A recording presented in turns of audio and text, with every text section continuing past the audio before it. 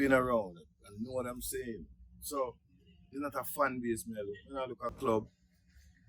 You know what I mean? You either with it or you're not with it. Proper. Here's to the story. Big up the eyes. And of course, big up the pub. Every year, you encourage your children to make sure that they end up in the number one spot. Because that is the pride and place where everybody wants their children to end up in the number one spot. Every time we say we are doing teamwork, everybody wants to be number one.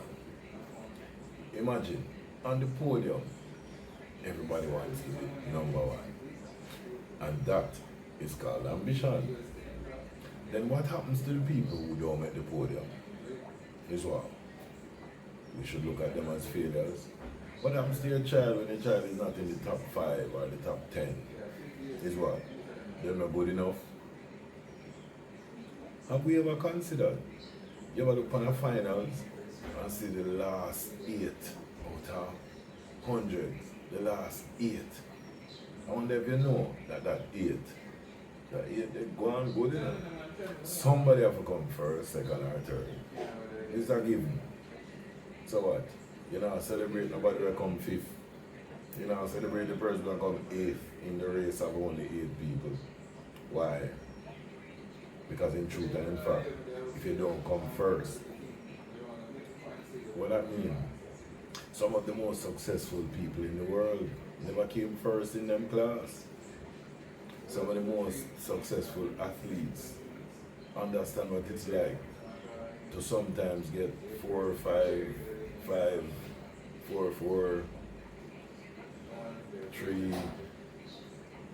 Them probably never end up at 1. Here's another thing for those of you who love basketball. Some of the best players in the NBA have never won a ring. Does that mean because you never win a ring, we should then consider say you're not good? Because we know that a lot of players that we would never put in the top 50 were on teams that won rings. And because the team won a ring, everybody on the team got a ring. A lot of people celebrate their children when they get them first pick. And then post them all over social media and they make a big deal. Oh, my child got the school that they wanted to go to. So what happened if your child ended up at the school that wasn't the number 1 pick? Or even the number 2 pick? And for some, even the number 3 pick. You know that your doctor never went to high school, that they didn't want to go. You know that your lawyer did not end up at the number 1 school that they wanted to go, but they're the best lawyer and the best doctor out. Do you also understand that your plumber, your pilot, and all these other professions, people that you look up to, if you were to discover that the most successful people in Jamaica, let's not even go around the world, let's just stop at Jamaica, we're not the top students in school. You know what I can tell you? It is more important to teach children instead of just wanting to become number 1 and beat everybody else. It don't make sense. You're the number 1 and you never did care nobody got number 1 with you. And it don't make sense for you to decide that they're not worthy of the same praise because them come what you call last in the race. Last in the race? How can you be last in a race? You're not last in a race. If it's the final 8 out of 200, or final 8 out of 500, or final 8 out of 20. Okay, you got 8th place, which is the last place. Alright, good. We're going to accept that and understand that it's fair. But you see, when you keep selling this idea that last, as if last is the worst. No, last not the worst.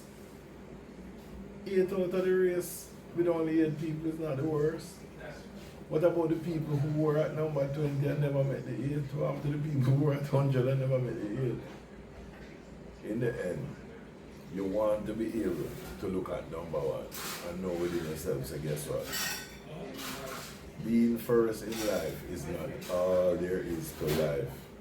That's why we call some people kingmakers. The kingmaker is never in the number one position, but the kingmaker is the person who puts people in the number one position. Yeah. When we say that we stand on the shoulders of others, we stand on their shoulders because we are now number one. Because we were able to stand on their shoulders. You know what I mean? We decided, okay, fine. Now that we've perfected certain things, we perfected the things that the people who didn't come first did. Somebody had to set the way. Let's stop looking down on people and deciding that, boy, you know what, if them don't come first, then they're of little importance. I tell you something. I remember going to school with some people who came first all the time, and yeah, and when they came second, they were balling. Why? Because the standard was set so high for them that anything less than first was considered to be a failure. There's ambition and there's acceptance of the fact that you can't always come first. Yeah. And you know what's the greatest thing about the people who come first? The ability to make sure that the people who come fourth can always turn around and get something out of life as well. Ain't nothing wrong with that. You know what I mean? It's just like yours. Yours is number one. Don't matter who else come second or third. Hey, not my fault. And even yours knows. There are some other people in the world who will one day, either in the past, they've become, or who knows, one day in the future might become. But for the longest time, yours shares the spotlight. Lots of other people. I mean, there's number one, there's 1A, 1B, 1C. The ones sometimes go all the way to F, but hey, 101. But all jokes set aside, come on, man.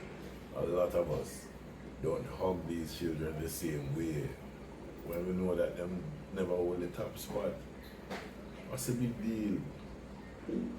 There's a school that's got to be number one, but the greatest school is probably number 100. Just the same like number one. We're all in this mix together. Let's stop trying to identify number one as the only thing that matters. Most times, number one is only as great as number one can be because of the support of everybody else.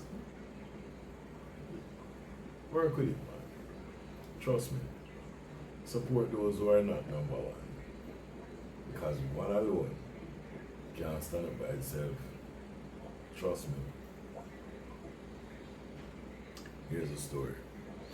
And here's to the story. That's Rodney's story.